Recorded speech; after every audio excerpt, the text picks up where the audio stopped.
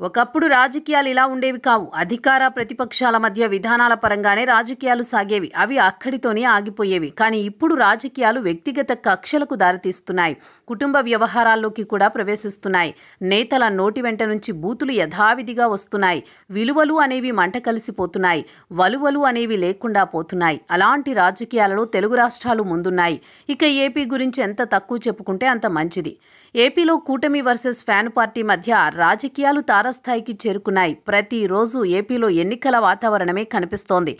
పోటాపోటీగా విమర్శలు, ప్రతి విమర్శలతో అక్కడ వాతావరణం యుద్ధరంగాన్ని తలపిస్తోంది.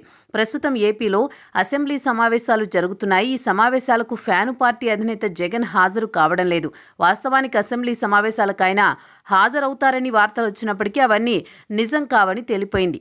ప్రతిపక్ష హోదా లేనందున తాను అసెంబ్లీకి రాబోనని జగన్ అంటున్నారు.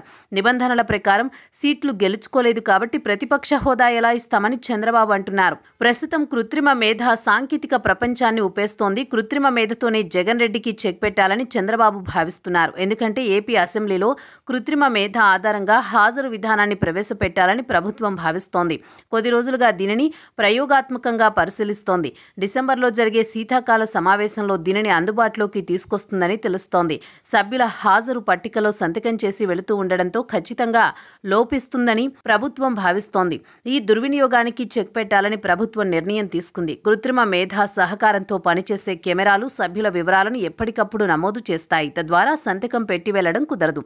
అన్నింటికంటే ముఖ్యంగా సభకు హాజరు కాకుండా రావడం కుదరదు. ఇది ఒక రకంగా జగన్మోహన్ రెడ్డికి ఇబ్బందికరమైన పరిణామమని చెప్పొచ్చు.